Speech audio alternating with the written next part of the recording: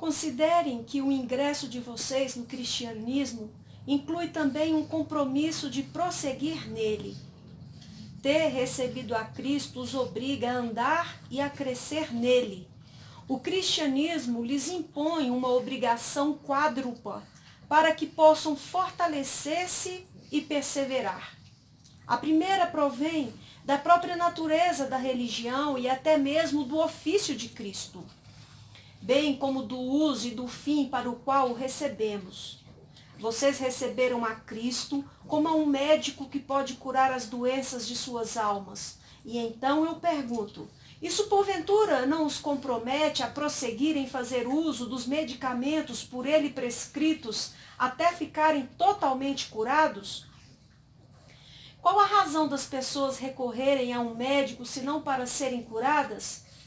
Somente um paciente muito tolo diria: embora minha doença seja mortal e eu tenha conseguido o melhor dos médicos, não preciso fazer mais nada. Estou certo de que serei curado.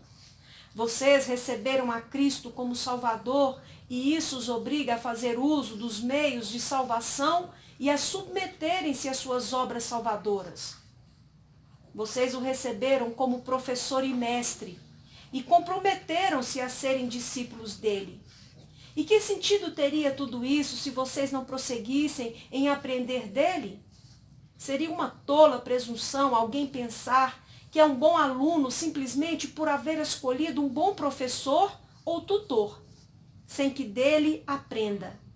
Quando Cristo enviou seus apóstolos, foi com essas duas tarefas. Primeiro, para fazer discípulos de todas as nações e batizá-los, e então para que prosseguissem, ensinando-os a observar tudo o que ele havia ordenado. Cristo é o caminho para o Pai. Mas com que propósitos vocês vieram para este caminho, se não tencionam caminhar por ele? Além disso, quando vocês se tornaram cristãos, entraram em solene aliança com Cristo e comprometeram-se com a promessa de serem fiéis a ele até a morte. Este voto está sobre vocês. É melhor não fazer votos do que fazê-los e não cumprir.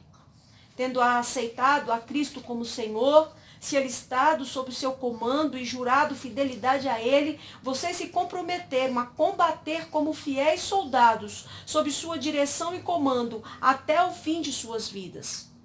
E assim, como é tolo o soldado que pensa que nada mais tem a fazer, senão alistar-se para ganhar uma farda e um soldo, sem ter de combater, assim também é tolo e ímpio aquele que professa a fé cristã, pensando que nada tem a fazer senão prometer, quanto o propósito dessa promessa é comprometê-lo a prosseguir. Além disso, quando vocês se tornaram cristãos, colocaram-se sob as leis de Cristo e essas leis requerem que prossigam até que sejam confirmados. Desse modo, ou vocês devem seguir avante ou renunciar à obediência a Cristo. Finalmente, quando vocês receberam a Cristo, receberam tão abundantes misericórdias que estão obrigados a ter sentimentos mais elevados e mais obediência para com Deus. Alguém que foi recém-arrebatado da garganta do inferno, que recebeu livre perdão dos seus pecados e que foi colocado em tal estado abençoado como vocês o foram, deve necessariamente compreender a abundância do dever que tem para com Deus, de prosseguir e alcançar vontade e sentimentos mais fortes e não satisfazer-se com um grau insuficiente do princípio. Se vocês considerarem esses 4 elementos, poderão perceber que o próprio propósito de terem recebido a Cristo foi o de que pudessem andar nele e serem confirmados e edificados. Considerem também que a conversão não é sadia se vocês não estão sinceramente desejosos de crescer. A graça não é verdadeira se não houver desejo de uma maior porção dela. Sim, se não houver desejo de alcançar a própria perfeição. Uma criança não nasce para permanecer criança, por isso seria monstruoso. Antes, para crescer e alcançar a maturidade. Assim como o reino de Cristo neste mundo é comparado por ele mesmo a um pouco de fermento e a um grão de mostarda, no início, o qual depois cresce de modo espantoso, assim o seu reino na alma é também da mesma natureza. Se vocês estão contentes com a porção de graça que têm, vocês não têm graça alguma, mas apenas uma sombra ou imitação dela. Será que alguém acha que deve racionar a santidade ou argumenta que se deve ser moderado quanto a isso? Como se fosse intemperança amar a Deus, temê-lo, buscá-lo e obedecê-lo mais do que ele já o faz? Como se estivéssemos em perigo de excesso ao fazer isso? Se uma pessoa sinceramente e por experiência souber o que é a santidade, jamais poderá conceber tal ideia. Considerem quanto labor tem sido desperdiçado e quantas esperanças frustradas pela falta de empenho em se alcançar esse verdadeiro enraizamento no estado de confirmação. Eu não digo que as pessoas que estão procurando trilhar esse caminho estejam já verdadeiramente santificadas.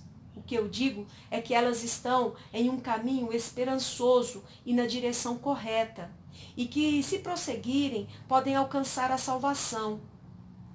O coração de muitos ministros alegra-se bastante por ver seus ouvintes humilhados, deplorando seus pecados, mudando suas mentes e vidas e professando externamente a piedade. No entanto, alguns anos depois, eles veem a sua alegria transformada em tristeza, e alguém que dava a impressão e a esperança de ser realmente convertido vem depois a esfriar e perde a disposição inicial. Outro acaba por cair na mais completa sensualidade, tornando-se um beberrão, fornicador ou jogador. Outro volta-se para o mundo e transforma seu aparente zelo em amor pela riqueza e pelos cuidados desta vida. E outros ainda são enganados por algum charlatão e infectados com erros mortais, de modo que abandonam seus deveres, entregam-se como instrumentos de Satanás para dividir a igreja, opondo-se ao evangelho, passando a desacreditar e a injuriar ministros e crentes, com o intuito de enfraquecerem as mãos dos que edificam e de fortalecer os ímpios, servindo assim aos inimigos secretos da verdade. Aqueles que um dia confortaram o nosso coração com a esperança de serem convertidos, acabam por partir o nosso coração com suas apostasias e subversões, tornando-se grandes obstáculos à obra de Cristo, trazendo pragas maiores para a Igreja de Deus do que aqueles que nunca professaram ser religiosos. Aqueles que costumavam unir-se a nós no culto solene e conosco iam à casa de Deus como irmãos, desprezam depois a ambos, os adoradores e o culto. Se tais pessoas estivessem enraizadas e confirmadas, vocês jamais as veriam cair nesse miserável estado.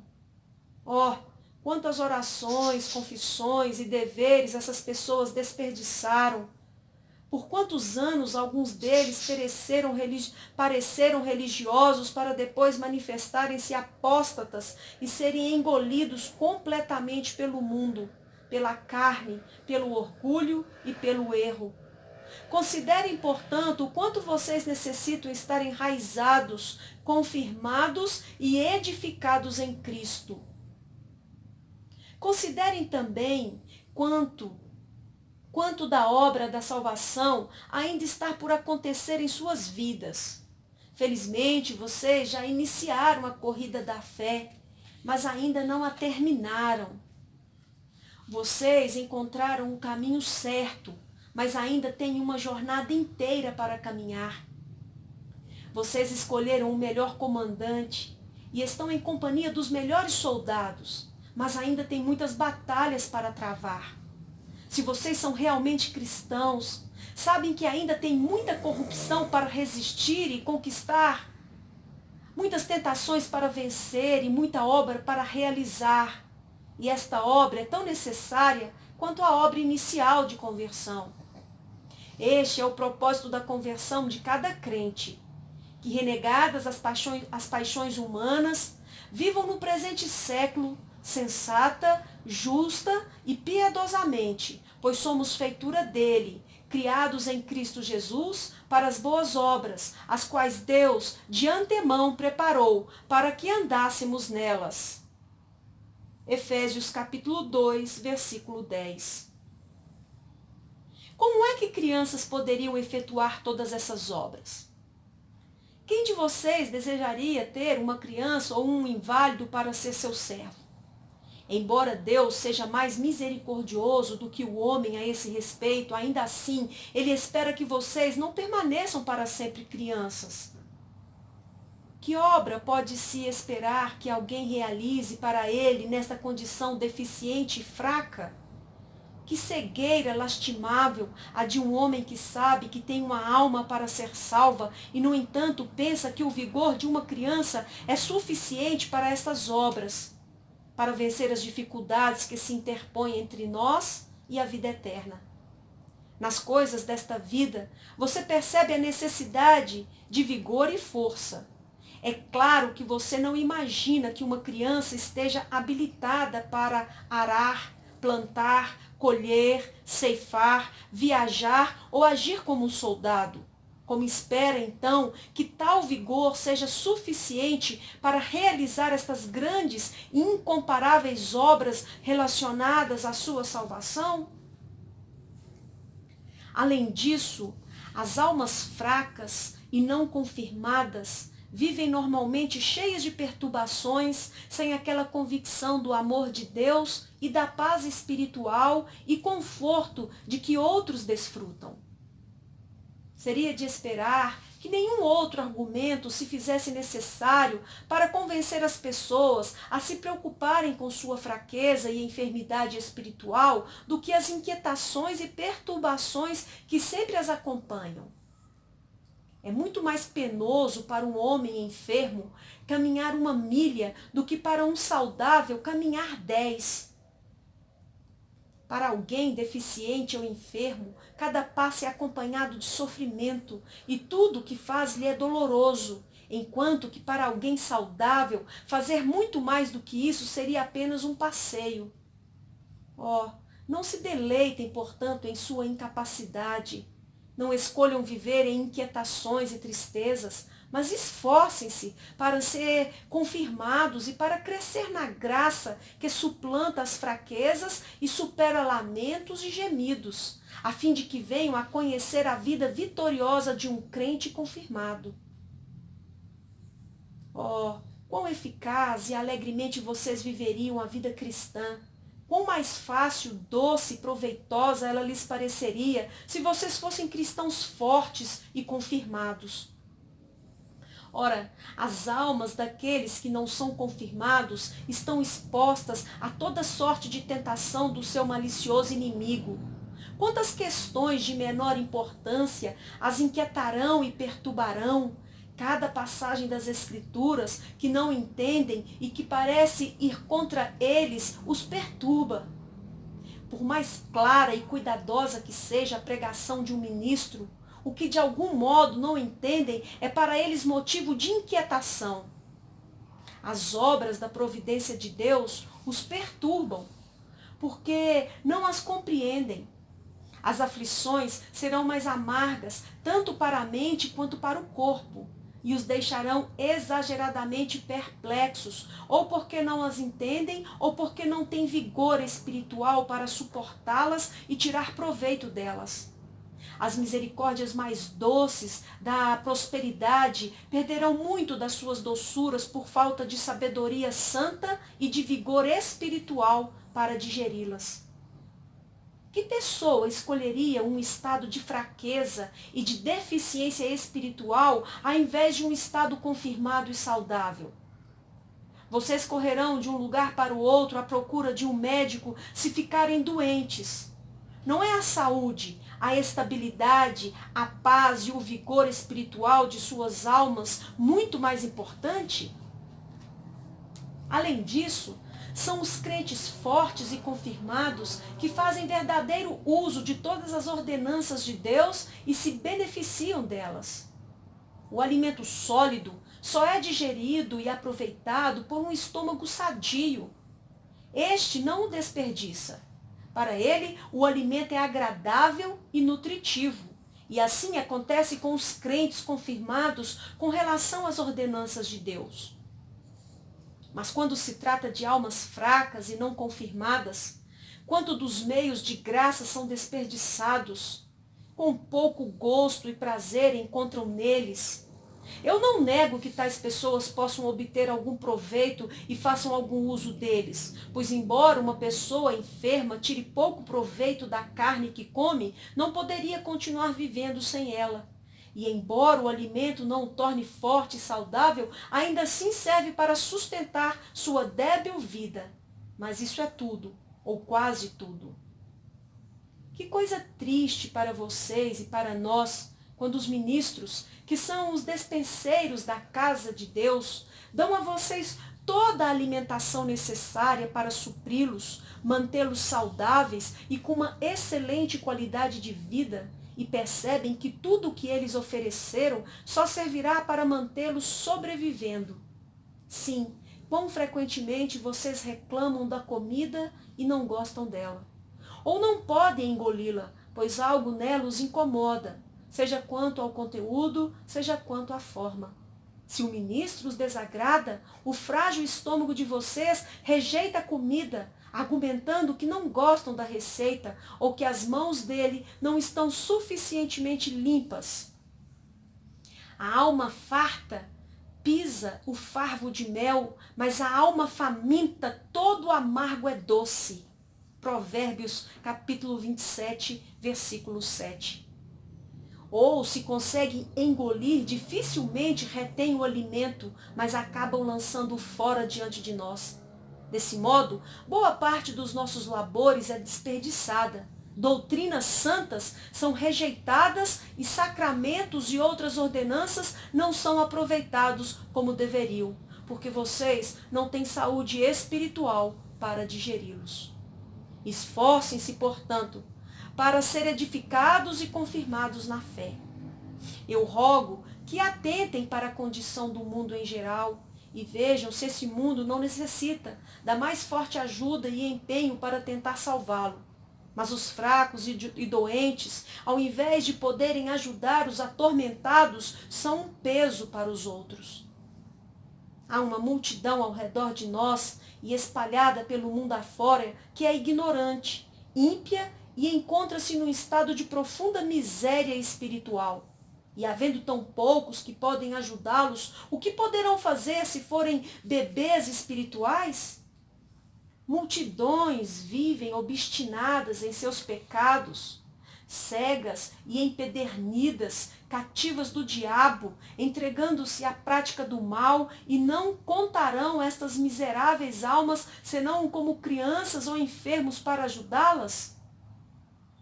Eu digo a vocês que a enfermidade deles desafia os mais habilidosos médicos.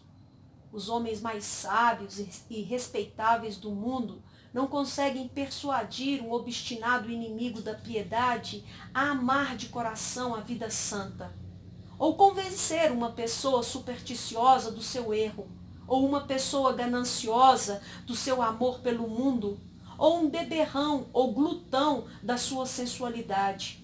Como então cristãos tolos e ignorantes poderão persuadi-los? Eu sei que não é a habilidade do instrumento, e sim a vontade de Deus que é a causa principal de tal transformação. Mas Deus costuma agir por meio de instrumentos, de acordo com a qualificação deles para a obra. Que será de um hospital onde todos estão doentes e não há sequer uma só pessoa sadia entre eles para ajudar? Pobres cristãos fracos, vocês não estão em condições de ajudar sequer uns aos outros, quanto mais de ajudar um mundo morto e ímpio. Ai do mundo se não contasse com ninguém em melhor estado para ajudá-lo. E ai de vocês mesmos se não contassem com a ajuda de alguém mais forte do que vocês. visto que é determinação de Deus agir por meio de instrumentos. Ora, uma criança ou uma pessoa doente não está habilitada para labutar e para prover as necessidades da família ou a trabalhar para outros. Na verdade, eles é que precisam de cuidado na família e de que outros trabalhem por eles. Que coisa terrível sermos pesos para a igreja quando deveríamos ser suas colunas. Sermos cegos e aleijados quando deveríamos ser os olhos do cego e os pés do coxo. Eu não digo essas coisas para depreciar as misericórdias de Deus para com vocês, nem para desvalorizar a grande felicidade dos santos, mesmo do mais pobre e fraco deles. Eu sei que Cristo é compassivo para com os cristãos sinceros, mais fracos, e que não os abandonará. Mas embora estejam em uma condição muito mais elevada do que a do mundo que está morto, ainda assim estão de cama, gemendo e débeis, muito aquém do estado de um crente confirmado e saudável. Vocês estão felizes por estarem vivos, mas deveriam estar infelizes por se encontrarem doentes ou fracos. Isso não é tudo. Vocês não apenas estão inabilitados para servir a igreja, como também a maioria dos problemas e divisões na igreja são provocados por pessoas inconstantes e fracas como vocês. Em todas as épocas, isso tem prejudicado mais a igreja de Cristo do que o fogo e a espada da perseguição pagã. Estes neófitos, como Paulo chama, isto é, os principiantes na religião, são os que mais facilmente se ensoberbecem e incorrem na condenação do diabo. São estes os que são mais facilmente enganados pelos sedutores, visto que não estão habilitados a fazer uso da verdade e a refutar os argumentos aparentemente plausíveis dos adversários. Ademais, eles não têm aquele amor enraizado pela verdade e pelos caminhos de Deus, o que os manteria firmes, e assim rapidamente se rendem como soldados covardes que quase não apresentam resistência. Como Paulo diz, crentes nesse estado são como meninos agitados de um lado para o outro e levados ao redor por todo o vento de doutrina, pela artimanha dos que induzem ao erro. Efésios capítulo 4, versículo 14. Se continuarem crianças, o que poderemos esperar de vocês, senão que sejam agitados de um lado para o outro? Desse modo, vocês gratificam a Satanás e aos sedutores e sequer se dão conta disso. E assim, contribuem para o endurecimento do coração dos incrédulos para continuarem em seus caminhos. E entristecem o coração dos piedosos, especialmente daqueles que conduzem os rebanhos. Que terrível que tantos da própria igreja sejam a causa do seu flagelo e infortúnios. Ainda que não tenham sido levados a fazer nada para o opróbrio da religião, ainda assim que tristeza nos causa ver tantos entre vocês malograrem. Oh, pensa um pobre ministro, quanta esperança eu nutria com relação a esses professos, mas eles terminaram fracassando. Isso é uma marca da advertência do apóstolo. Não vos deixeis envolver por doutrinas várias e estranhas. E o seu ensino para prevenir tal coisa é estar o coração confirmado com graça, como está em Hebreus, capítulo 13, versículo 9. Considerem também que é desonra para Cristo que tantos da sua família sejam assim tão débeis, inconstantes, inseguros e tão inabilitados como vocês são. Eu não quero dizer que seja um real desonra para ele, pois se todo mundo o esquecesse, estariam desonrando a si mesmos e não a ele. Aos olhos de qualquer juiz qualificado, como seriam desonrados os observadores e não o sol, se estes afirmassem que o sol é trevas. Mas vocês são culpados de o desonrarem aos olhos de um mundo perdido. Oh, que mau testemunho é para a piedade que tantos professos sejam tão ignorantes e imprudentes, que tantos sejam tão volúveis e inconstantes, que tantos manifestem tão pouco da glória da sua santa vocação. Todos os inimigos de Cristo fora da igreja não são capazes de desonrá-lo tanto quanto vocês, que são chamados pelo seu nome e que se considerem dele. Enquanto a graça em vocês for fraca, a corrupção será forte. E todas essas corrupções serão a desonra da sua profissão de fé. Não parte o seu coração ouvir um ímpio apontar para você quando passa e diz: lá vai um crente ganancioso, ou lá vai um crente orgulhoso que gosta de bebida e contencioso. Se vocês têm algum amor por Deus e de algum modo sentem por sua desonra, me parece que estas coisas deveriam tocar o seu coração.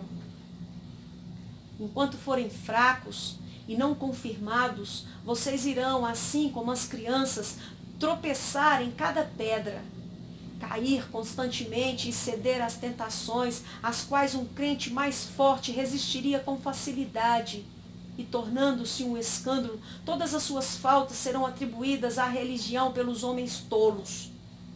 Se você falar mal de alguém, ou reclamar, ou enganar, ou extrapolar na barganha, ou cair em alguma opinião ou prática escandalosa, a sua religião é que será responsabilizada diante do mundo. Até onde posso lembrar uma das principais barreiras para a conversão dos homens e uma das principais causas de empedernimento dos ímpios em seus maus caminhos é quando os piedosos são tidos por impertinentes, não pacíficos, gananciosos, orgulhosos e interesseiros. Vocês deveriam temer os ais de Cristo. Ai do homem pelo qual vem o escândalo. Mateus 18, versículo 7. Se forem crianças, estarão sujeitos a severas disciplinas. Se forem hipócritas, estarão sujeitos aos sofrimentos eternos. O mundo não pode julgar mais do que vê. E quando veem professos da santidade ser tão parecidos com os homens comuns e em algumas coisas até piores do que muitos deles, o que vocês podem esperar senão que desprezem a religião, julgando-a por seus professos e digam: se essa é a religião deles, que fiquem com ela, estamos tão bem sem ela quanto eles. Desse modo, os santos caminhos de Deus são difamados. Se vocês não excederem a outros na excelência do testemunho, a fim de que o mundo possa ver neste espelho a excelência da religião de vocês, então podem esperar que eles a considerarão como algo comum, que no discernimento deles produz apenas frutos comuns. Vocês deveriam ser tais que Deus e a igreja pudessem orgulhar-se de vocês diante do acusador. Então, seria uma honra para a igreja quando Deus pudesse dizer de vocês o que disse de Jó. Observaste a meu servo Jó? Porque ninguém há na terra semelhante a ele, homem íntegro e reto, temente a Deus e que se desvia do mal. Jó, capítulo 1, versículo 8. Se pudéssemos dizer o mesmo de vocês aos perversos inimigos, observem os piedosos. Não há ninguém como eles entre vocês, homens santos, sábios, retos, sóbrios, mansos, pacientes e pacíficos, vivendo totalmente para Deus como estrangeiros na terra e cidadãos dos céus. Então vocês seriam os ornamentos da sua santa profissão. Se vocês fossem cristãos dessa natureza, nós poderíamos nos orgulhar de vocês para opróbrio dos adversários. Além disso, enquanto não forem confirmados, vocês podem facilmente tornar-se instrumento de Satanás e até mesmo promover seus desígnios. A fraqueza do entendimento, o poder das paixões e especialmente a influência que o eu carnal ainda tem sobre vocês pode deixá-los suscetíveis a tentações e a fazer com que sejam empregados em muitas obras de Satanás e com que fiquem do lado dele e se oponham à verdade. Que coisa triste para alguém que já sentiu o amor de Cristo. Vocês foram aquecidos por seu maravilhoso amor, lavados por seu sangue e salvos por sua incomparável misericórdia. Contudo, não lhes parte o coração pensar que, não obstante tudo isso, sejam enredados por Satanás e venham a magoar seu Senhor, vituperar sua honra, resistir à sua causa, apoiar seus inimigos e agradar ao diabo? Eu afirmo com vergonha e dor no coração que o excesso de fraqueza e a instabilidade de crentes professos com relação aos quais temos esperança de já terem um coração pelo menos em parte correto, têm sido os instrumentos mais poderosos de Satanás para a consecução dos seus desígnios, para pôr obstáculo ao Evangelho, para a vituperação do ministério, para a divisão da igreja e para o impedimento de reformas espirituais. O seu mau testemunho é pior do que a conduta da maioria dos notórios profanos. Quantas esperanças tivemos um dia de ver uma florescente piedade e uma feliz união entre as igrejas e os servos de Cristo em nosso país. E quem foi que não apenas frustrou essa esperança, mas quase a partiu em pedaços? Ninguém contribuiu mais para isso do que crentes professos fracos e instáveis. Que triste confusão há como um todo em nossos dias, devido terem as igrejas sido divididas em seitas, devido a disputas e contendas de cristãos contra cristãos e devido a um odioso abuso das santas verdades e ordenações de Deus. Quem é culpado disso mais do que tais instáveis professos da piedade? Que opróbrio maior poderia advir sobre nós do que o adversário contemplar-nos arrancando os olhos uns dos outros, odiando, perseguindo, maldizendo-nos uns aos outros e ver-nos destruindo a casa de Deus com nossas próprias mãos, fazendo em pedaços as pobres igrejas, enquanto homens brigam para ver quem prevalece para reformá-la? Que diversão é para o diabo quando ele pode tomar seus declarados inimigos pelas orelhas e fazê-los lançarem-se uns contra os outros. Quando ele se propõe a causar grandes estragos na igreja e na obra de Cristo, ele pode simplesmente convocar crentes instáveis para fazê-lo. Quando ele quer tornar a piedade em escândalo, quem ele chama para realizar tal obra, senão os professos da piedade? Alguns provocam escândalo, enquanto outros o agravam e divulgam. Quando ele quer ver uma igreja dividida, quão rapidamente encontra uma razão de discórdia. E quem faria isso, senão os membros instáveis da própria igreja?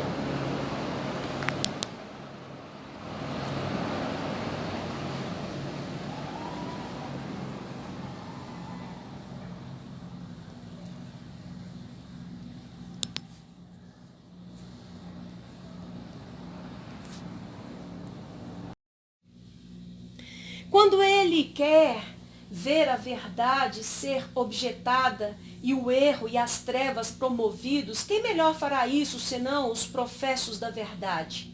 Basta persuadir alguns deles de que a verdade é erro e o erro é verdade. E então o estrago está feito. Eles marcharão furiosamente contra o seu mestre, pensando que lhe estão prestando um serviço, enquanto na verdade estão se levantando contra ele, escarnecendo e envergonhando, quando não intentando contra a vida de seus próprios servos.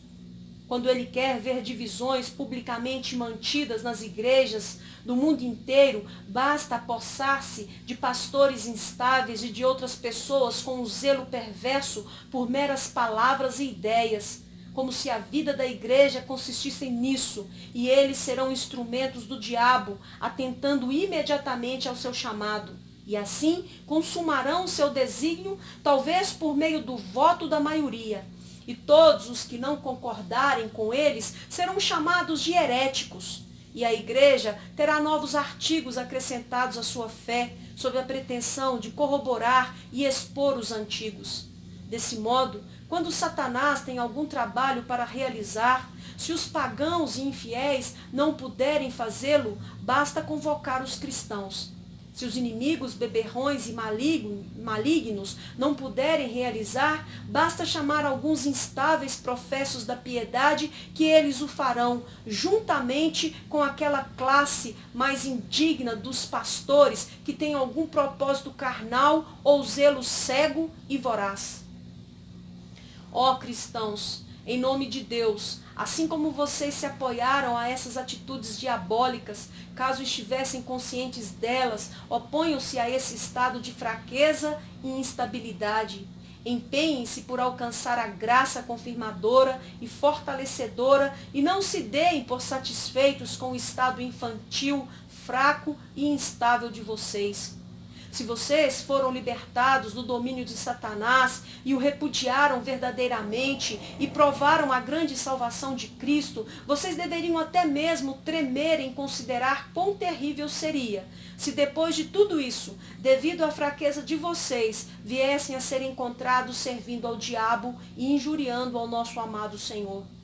Como podem injuriá-lo aqueles a quem ele redimiu da condenação? Como podem ser empregadas para destruir o seu reino as mãos que foram lavadas por ele e que deveriam edificar o reino? Vocês seriam como Judas, que tinha as mãos no mesmo prato que o seu mestre, enquanto seus lábios o traíam. Além disso, enquanto forem fracos e não confirmados, vocês encorajarão sobremaneira os ímpios em suas falsas esperanças, por serem tão parecidos com eles. Quando eles veem que vocês quase não o excedem, e em muitas coisas são tão maus ou até piores do que eles, isto os persuade fortemente de que o estado deles é tão bom quanto o de vocês, e podem ser salvos assim como outros, visto que a diferença parece tão pequena. Eles sabem que o céu e o inferno são muito diferentes e que um não tem nada a ver com o outro. Portanto, dificilmente acreditarão que poderão ser lançados no inferno se essas pessoas que parecem ser tão pouco diferentes deles vão para o céu. Vocês não imaginam o quanto isso os deixa obstinados em seus pecados, enquanto os ministros se empenham em manifestar a hediondez do pecado dos ímpios e em tentar quebrantar o coração deles com os terrores do Senhor. Como os acalma e tranquiliza ver pecados semelhantes e pessoas tão más quanto eles entre os que professam a fé cristã. Se esses, dizem eles, serão salvos, mesmo com todos esses pecados, por que devo atemorizar-me? Ó desprezíveis, inúteis e escandalosos professos da religião! Enquanto nos empenhamos por tantos anos em estudar e pregar, visando a conversão dos homens, vocês veem e desfazem tudo o que fizemos por meio do escândalo, da leviandade ou da imprudência em uma hora.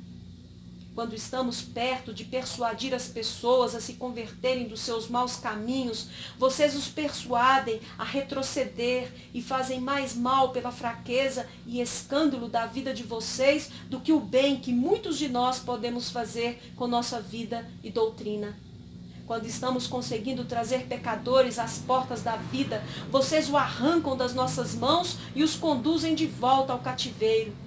Não lhes parte o coração pensar que uma só alma que seja, quanto mais muitas, possa vir ficar de fora da glória e pereça em miséria eterna por culpa em parte de vocês?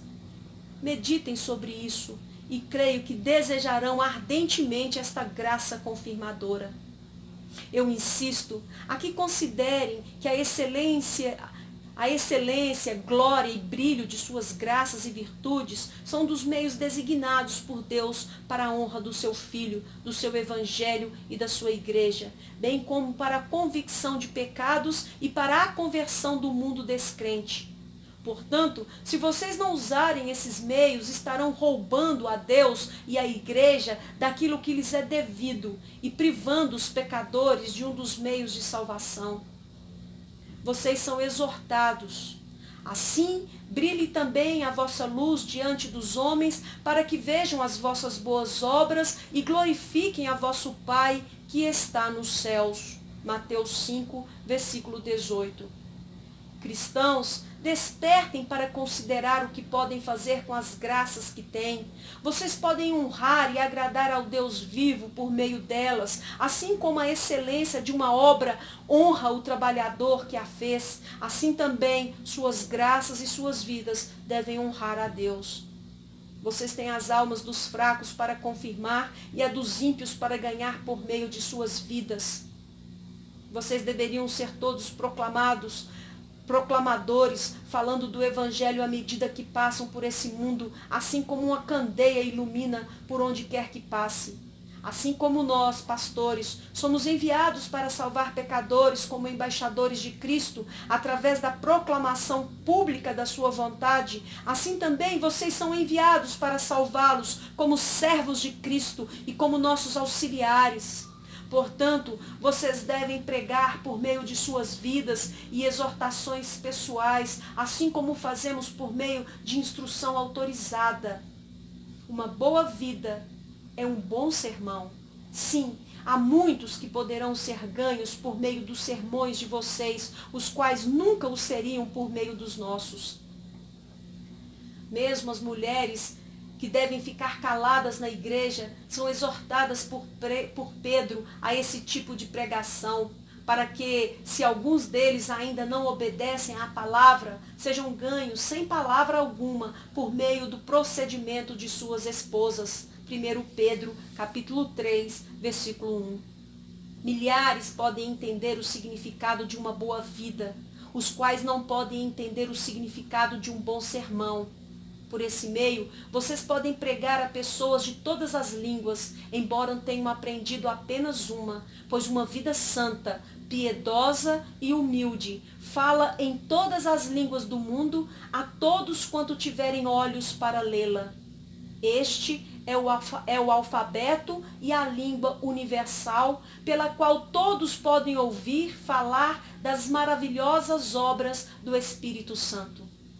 Portanto, eu os desafio, cristãos, não priveis Deus da honra que lhe é devida, nem a igreja ou as almas dos ímpios desta excelente e poderosa ajuda que lhes devemos por permanecerem com suas mentes fracas e instáveis e com suas vidas maculadas.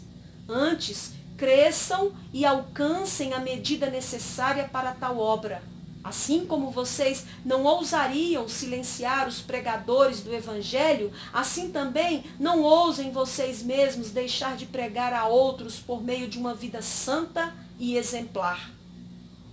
Vocês acham que crentes débeis, levianos e escandalosos podem fazer algum bem maior por meio de suas vidas? Vocês acham que o coração das pessoas será levado a um amor pela santidade ao conversar com crentes que mal podem dizer uma palavra que faça sentido em favor da sua religião? Ou ao verem crentes tão cobiçosos, às vezes até mais do que os mundanos, não têm maiores esperanças? Ou ao ouvi-los reclamar, mentir ou difamar as pessoas? Ou ao vê-los ir atrás de todo o ensino que lhes seja apresentado com algum plausível fervor? Vocês pensam que as pessoas serão ganhas por meio de vidas como essas? Vocês já consideraram que grandes coisas vocês podem ainda vir a sofrer por Cristo? Vocês podem vir a ser obrigados a abandonar tudo o que têm. Vocês não poderão poupar suas vidas se Ele ordenar que as percam. Vocês terão de sofrer com Ele se quiserem ser com Ele glorificados. Romanos capítulo 8, versículo 17. Vocês podem vir a ser chamados a confessar a Cristo diante dos reis e juízes da terra, e então, se o negarem, Ele também os negará. E se envergonharem dele, Ele se envergonhará também de vocês. Vocês podem vir a ser chamados a enfrentar uma grande provação e a sofrer o espólio dos vossos bens, como está em Hebreus capítulo 10, versículo 34. Ou, em poucas palavras, perder tudo o que tem. Vocês não acham que necessitarão então de uma graça muito vigorosa? Vocês não acham que precisam ser crentes confirmados e radicados a fim de que possam enfrentar tais tempestades? Vocês não têm visto muitos que pareciam fortes serem derrotados em tempos de provação e ainda assim pretendem estacionar em um estado de fraqueza?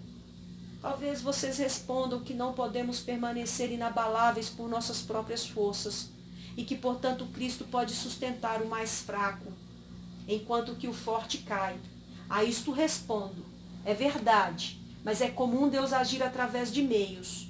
O seu modo de operar com relação à graça é semelhante ao seu modo de agir com relação à natureza. Portanto, ele normalmente enraiza e fortalece aqueles a quem ele quer que permaneçam inabaláveis. Sim, ele primeiramente os equipa e fortalece, e então ensina-os a usar as suas armas. Quanto ao mais, sede fortalecidos no Senhor e na força do seu poder. Revesti-vos de toda a armadura de Deus, para poderdes ficar firmes contra as ciladas do diabo, porque a nossa luta não é contra o sangue e a carne, e sim contra os principados e potestades, contra os dominadores deste mundo tenebroso, contra as forças espirituais do mal nas regiões celestes. Portanto, tomai toda a armadura de Deus, para que possais resistir no dia mau, e depois de terdes vencido tudo, permanecer inabaláveis. Efésios, capítulo 6, versículo 10 ao 12.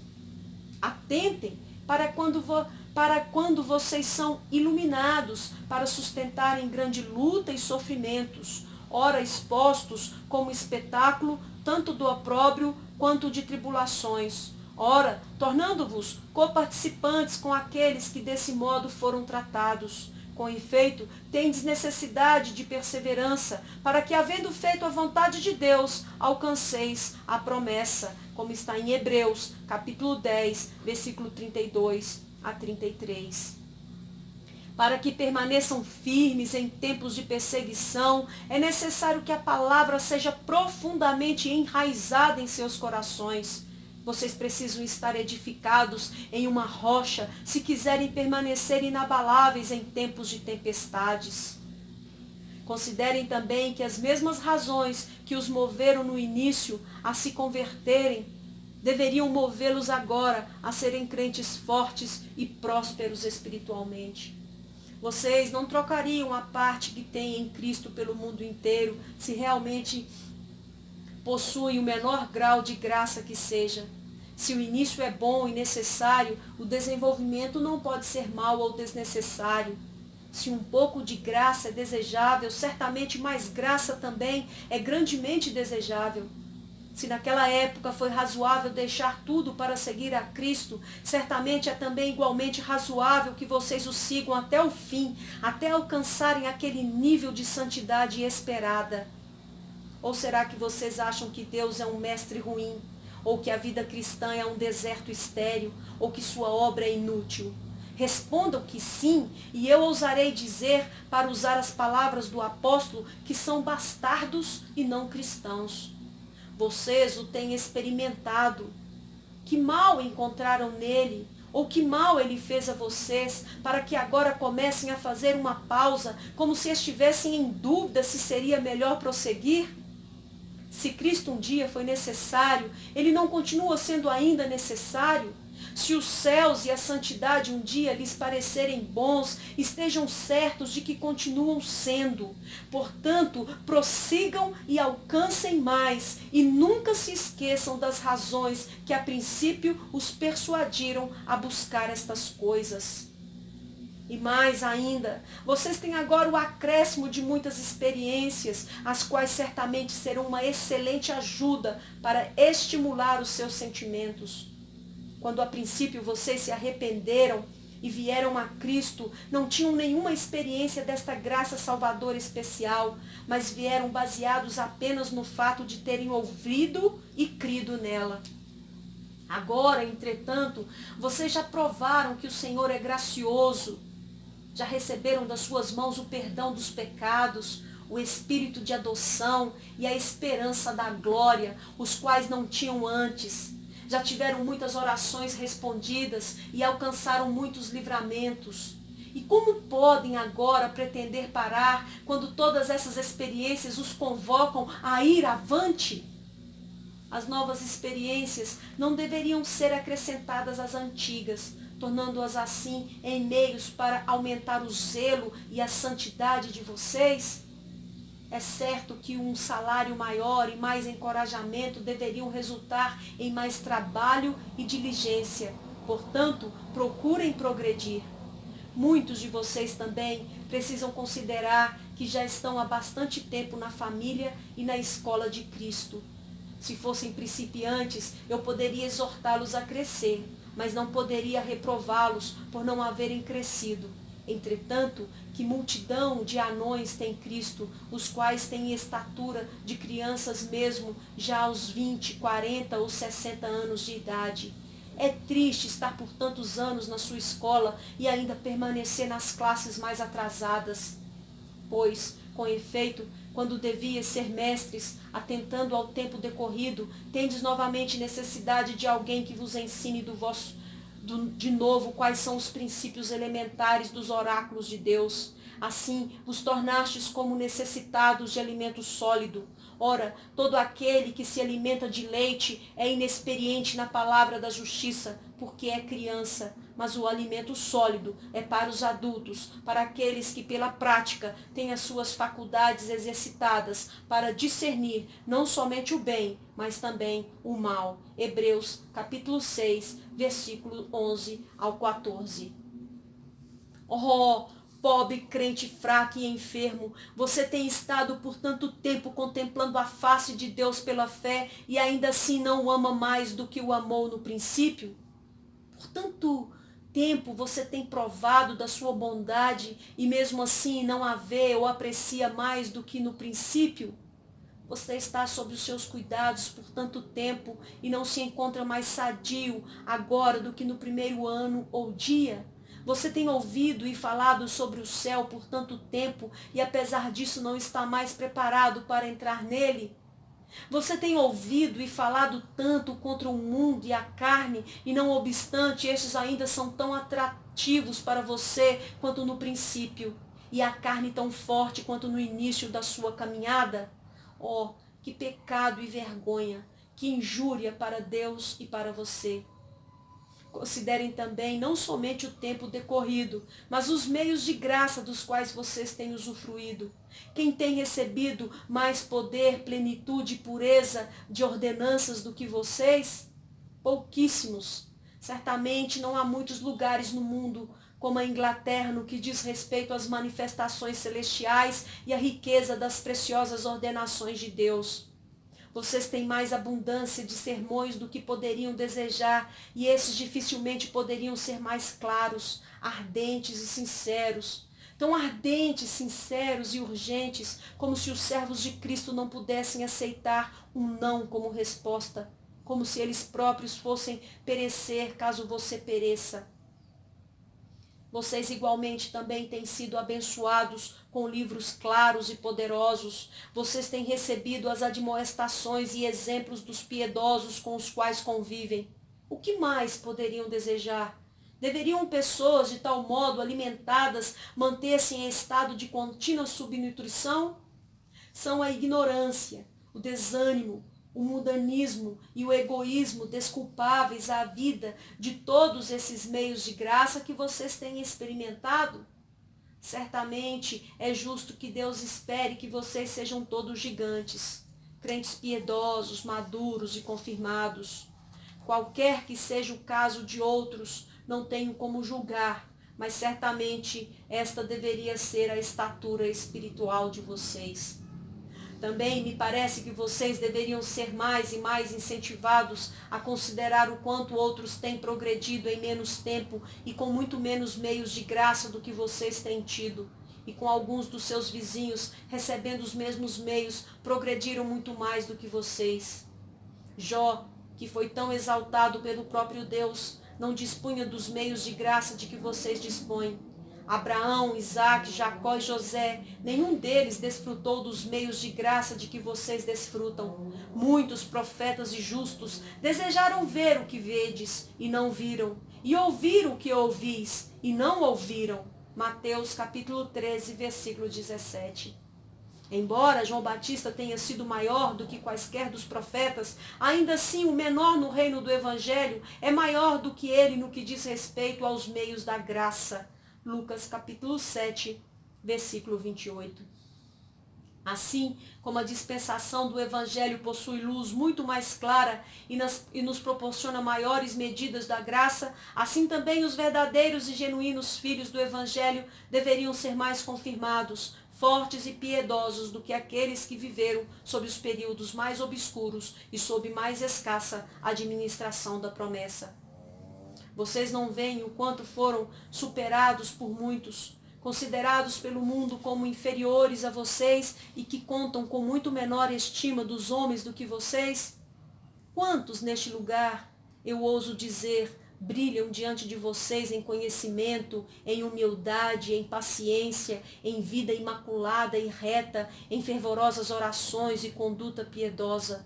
Pessoas que têm a mesma necessidade que vocês, como a preocupação com os cuidados materiais e que não dispuseram de mais tempo para adquirirem estas qualificações, nem tiveram mais experiência dos meios de graça do que vocês.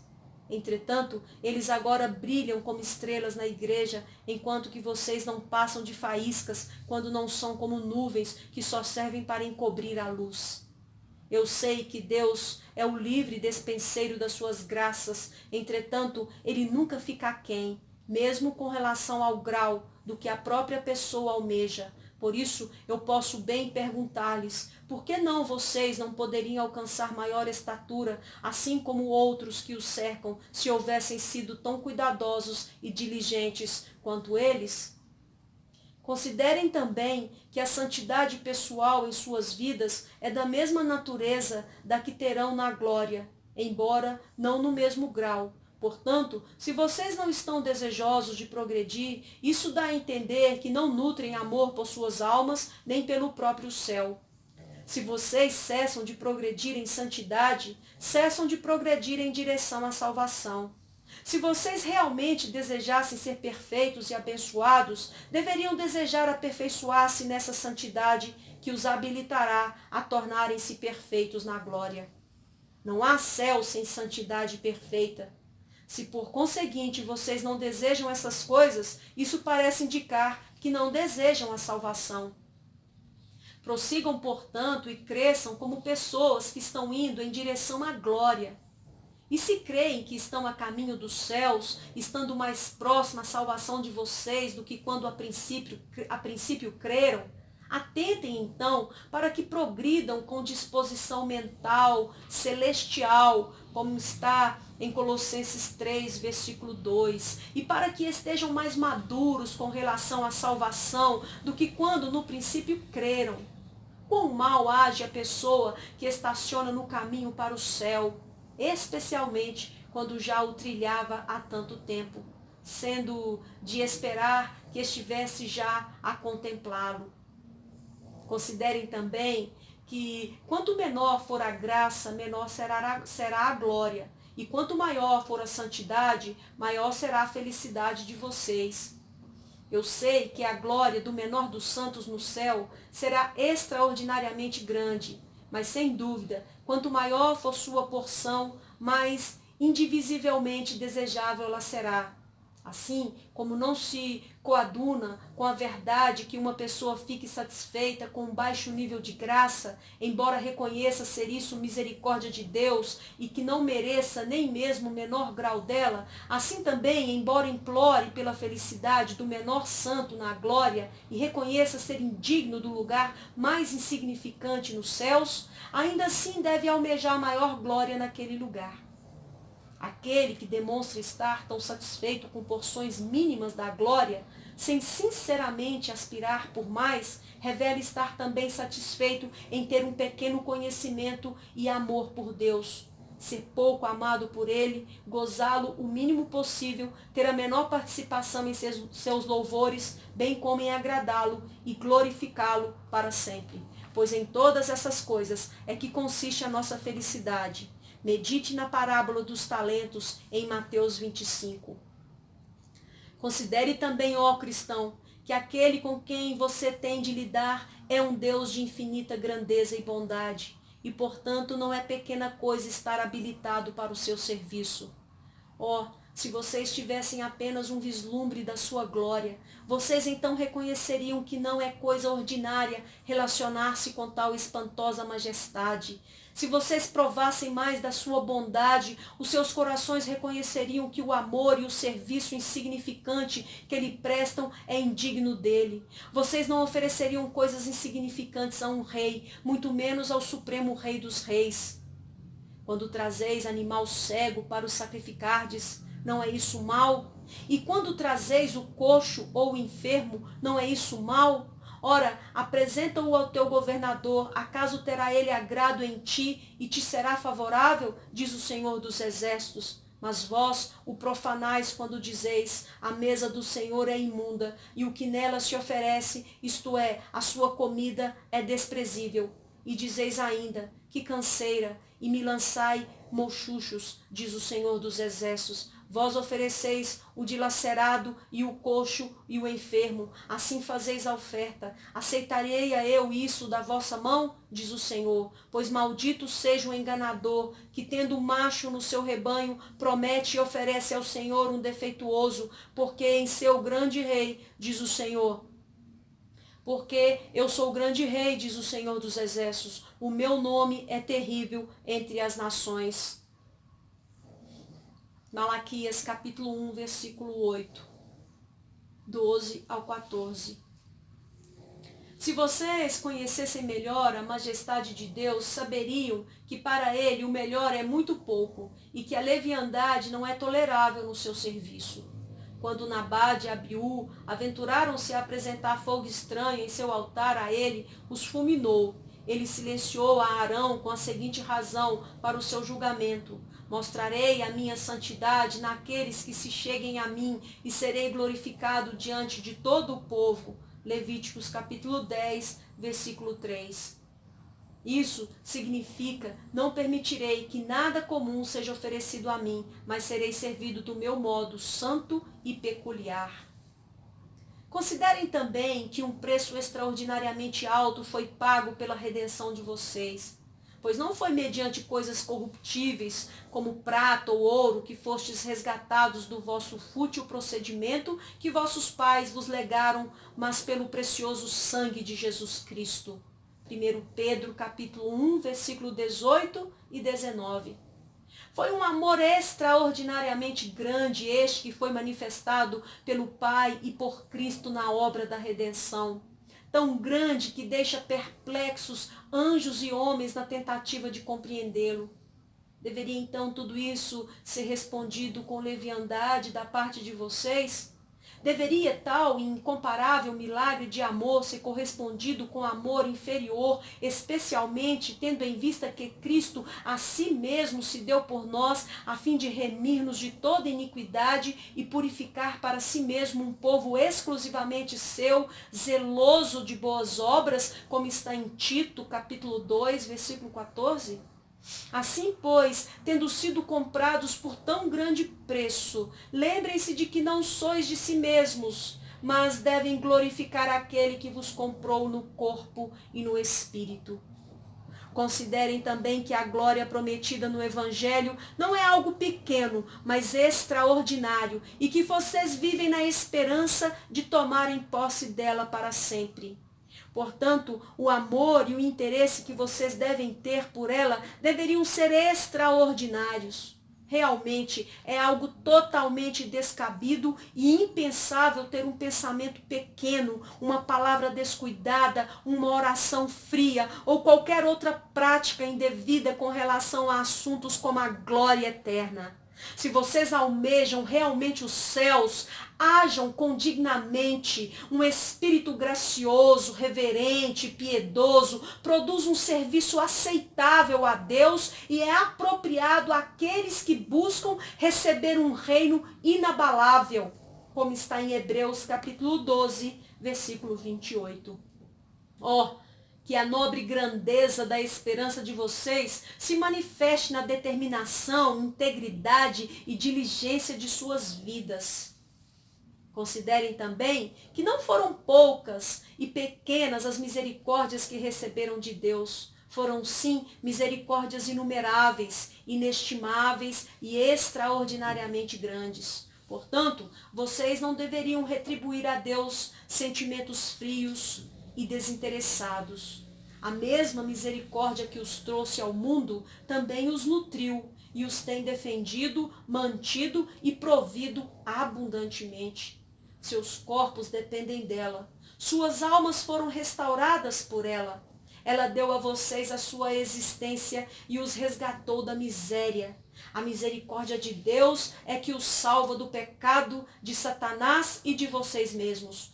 Tudo o que vocês têm no presente devem atribuir a ela. Tudo o que podem esperar do futuro depende dela. Ela é extremamente doce na sua qualidade. O que pode ser mais doce do que esta misericórdia para suas almas? Ela também é imensa em quantidade. A misericórdia do Senhor chega até os céus, até as nuvens a sua fidelidade. A sua justiça é como uma grande montanha, os seus juízos como um abismo profundo. Quão grandes são as suas benignidades para aqueles que o temem, as quais ele tem para com aqueles que confiam nele diante dos filhos dos homens. As suas misericórdias alcançam até os céus, e a sua verdade até as nuvens. Que coração insensível é aquele que não compreende a voz de todas as maravilhas, de todas as maravilhosas misericórdias que lhe são concedidas. Sem dúvidas, elas falam a linguagem mais clara do mundo, requerendo de nós grande retribuição em amor, louvor e obediência. Aquele que liberalmente as outorga. Devemos dizer com Davi: bendito seja o Senhor, que engrandeceu a sua misericórdia para comigo numa cidade sitiada. Amai o Senhor, vós todos os seus santos, pois o Senhor preserva os fiéis. Salmo 31, versículo 21 e 23. Ensina-me, Senhor, o teu caminho, e andarei na tua verdade. Dispõe-me o coração para só temer o teu nome. Dar-te-ei graça, Senhor, Deus meu, de todo o coração, e glorificarei para sempre o teu nome, pois grande é a tua misericórdia para comigo, e me livraste a alma do mais profundo poder da morte. Salmo 86, versículo 11 ao 13. Indizíveis misericórdias devem necessariamente produzir profundas impressões e ser tão agradáveis à alma agraciada que seria de esperar que elas operassem em nós as mais profundas resoluções. Ingratidão é um crime que até os pagãos detestam. E é uma profunda ingratidão se não manifestarmos extraordinário amor e obediência diante das muitas e extraordinárias misericórdias que nos são concedidas. Considerem ainda que os auxílios e meios de graça que possuem para progredir na santidade e na obediência a Deus são extraordinariamente grandes. E, portanto, grandes também deveriam ser a santidade e a obediência de vocês. Vocês têm todo o livro da natureza para instruí-los. Cada criatura revela algo de Deus para nós, inclinando-nos os corações para mais próximo dele. Toda obra da providência nos instrui e persuade. Cada página e linha das Escrituras nos incita e ensina. Temos ministros para ajudar-nos, temos a comunhão dos santos, o exemplo dos piedosos e as advertências do julgamento de Deus sobre os ímpios. Temos os sermões, os sacramentos, as orações, a meditação e as conferências. Temos as misericórdias para encorajar-nos e as aflições para persuadir-nos. O que mais podemos desejar? E como podemos ainda assim agir como crianças e não fazer uso de todas essas bênçãos que nos são concedidas? Há uma exigência extraordinariamente grande sobre os cristãos. Portanto, as suas resoluções deveriam ser extraordinariamente elevadas e suas atividades cuidadosamente realizadas. A salvação de todos os convertidos é comprovada por sua estabilidade e perseverança. Cristo vos reconciliou no corpo da sua carne, mediante a sua morte, para apresentar-vos perante ele santos, inculpáveis e irrepreensíveis, se é que permaneceis na fé, alicerçados e firmes, não vos deixando afastar da esperança do evangelho que ouvistes. Deus não recebe qualquer pessoa. Vocês devem conformar-se aos seus termos para que sejam participantes da sua salvação. Ele não tem duas palavras. Ele disse o que espera de vocês e assim agirá. O julgamento virá. Não há como escapar das mãos de Deus. Diante de tais exigências, que tipo de cristãos deveríamos ser? Quão firmes e abundantes na fé e retidão. Considerem também a grande prestação de contas que terão de enfrentar quando forem levados à presença do Deus vivo e toda a sua vida, pensamentos e caminhos forem relembrados e vocês virem as coisas que sucederão no grande dia do juízo final. Então não haverá lembrança vaga, todas estarão bem vivas. Nessa ocasião, até os ímpios desejarão fortemente ter andado por outro caminho. Desejarão a qualquer custo tentar escapar daquele terrível julgamento. Quanto aos crentes, não deveriam estar agora despertados, preparando-se cuidadosamente para um dia como aquele? Considerem também o grande empenho empregado com relação às futilidades da vida. Quanto esforço para alcançar honras e riquezas neste mundo, para satisfazer a carne, para acumular tesouros sobre a terra, e quanto labor pela comida que perece. Oh, quanto maior empenho, portanto, deveria ser demonstrado pelos tesouros celestiais e eternos. Considerem também quão diligentes vocês deveriam ser, visto que é certo que jamais poderão exagerar nessa tarefa, ou serão diligentes o bastante, embora façam o melhor que puderem. Sim, aqueles que mais progredirem ficarão tão aquém que sentarão e lamentarão não terem alcançado mais. Sim, mesmo os maiores santos da terra confessarão seu triste estado, lamentando quão pequeno é o seu amor por Deus em comparação com o que deveria ser. Quão aquém estão com relação aos seus deveres, quão longe se encontram da gloriosa majestade de Deus, do precioso amor de Cristo, da preciosidade das almas, da glória eterna, das misericórdias que deveriam aquecer nossos corações, das nossas grandes necessidades e, consequentemente, quão aquém dos seus próprios desejos. Anseiem, portanto, pelas melhores coisas, enquanto podem alcançá-las. Finalmente, considerem quão grande é o compromisso de vocês, crentes sinceros, para com Deus. Vocês estão mais estreitamente relacionados com Cristo do que quaisquer outros, portanto, deveriam mostrar-se mais preocupados em não ofendê-lo e em buscar a excelência no seu amor e serviço a Ele. Vocês estão compromissados com Ele por votos e alianças mais sérias e frequentes do que as de quaisquer outros homens. Assim como Josué disse a Israel, eis que esta pedra será testemunho contra vós outros, para que não mintais a vosso Deus. Josué 24, 27. Assim também posso dizer que os lugares onde vocês se ajoelharam, oraram e fizeram promessas serão testemunhas contra vocês se não ficarem firmes com Deus. As igrejas onde se congregaram, os lugares por onde andaram em meditação solitária, as pessoas que ouviram suas promessas e profissões de fé, tudo testemunhará contra vocês se não permanecerem firmes. Foram vocês que desfrutaram do cerne das misericórdias de Deus. Outros tiveram apenas os milagres que caíram de vossas mesas. Outros tiveram apenas as migalhas que caíram das vossas mesas, ou apenas as graças comuns. Mas vocês tiveram as grandes e especiais misericórdias que acompanham a salvação. Todas as coisas são vossas, e não deveriam vocês pertencer a Cristo? Vocês têm o Espírito e uma vida divina dentro de vocês. Coisas essas que o resto do mundo não conhece. Certamente, aquele que vos fez novas criaturas e vos fez participantes da natureza divina, espera algo de divino nos sentimentos e devoções de vocês. Além disso, é para vocês mais do que para os outros que a palavra e os mensageiros de Deus são enviados. Havia muitas viúvas nos dias de Elias e muitos leprosos nos dias de Eliseu, mas foi apenas para um deles que o profeta foi enviado. Nós, ministros, fazemos com que as multidões se enfureçam contra nós e nos odeiem por magnificarmos a graça de Deus e por declararmos o seu amor especial para com vocês.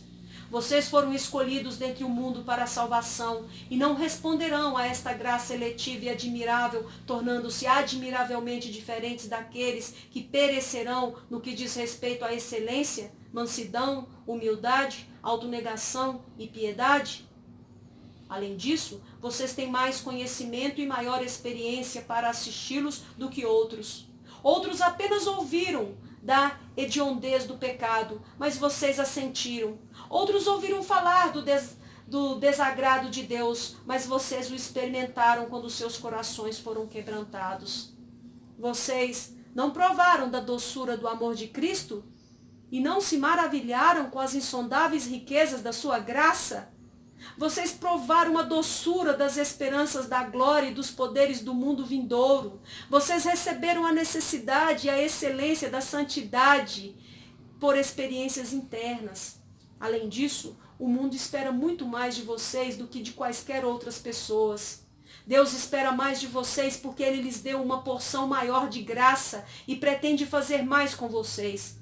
Deveriam vocês desfrutar das eternas alegrias do céu, enquanto que os seus vizinhos não santificados perecem em tormentos, sem sequer estarem mais empenhados em excedê-los?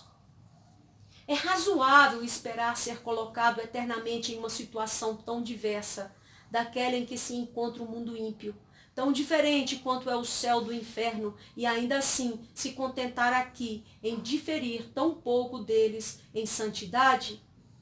Mais ainda, o próprio Deus se orgulha de vocês e conclama o mundo a observar a excelência de suas vidas. Ele os colocou como luz no mundo para serem contemplados pelos outros. Ele vos chama neste mundo de raça eleita, sacerdócio real, nação santa, povo de propriedade exclusiva de Deus, a fim de proclamardes as virtudes daquele que vos chamou das trevas para a sua maravilhosa luz. Considerem esta como a maior motivação.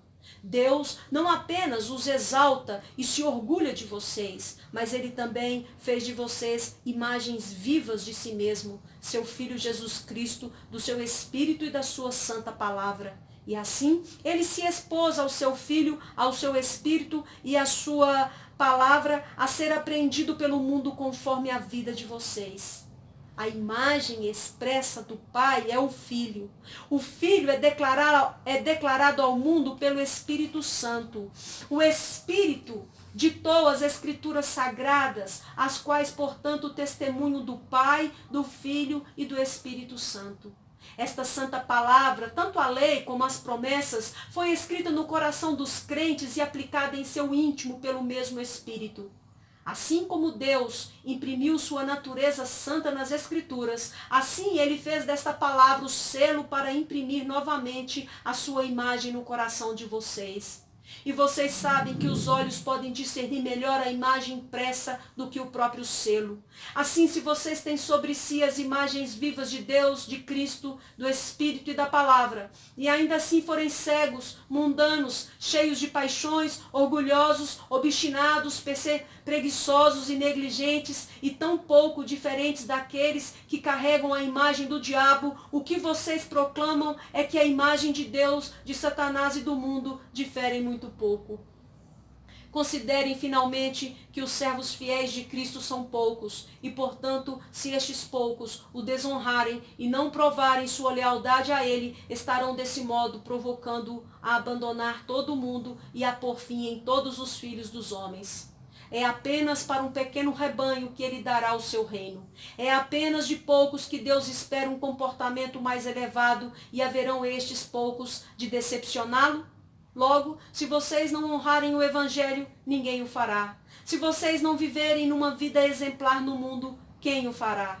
Agora, meus irmãos, eu os exorto a considerarem sobriamente essas motivações. Não são elas razões suficientes para movê-los a buscar as coisas mais elevadas, ao invés de permanecerem na infância da santidade? É uma bendita misericórdia, eu confesso, que Deus tenha dado a vocês uma verdadeira conversão, ainda com que poucas medidas da vida celestial. Eu não estou estimulando-os a desvalorizá-la. Pelo contrário, eu estou acusando vocês de não estarem dando a ela o devido valor.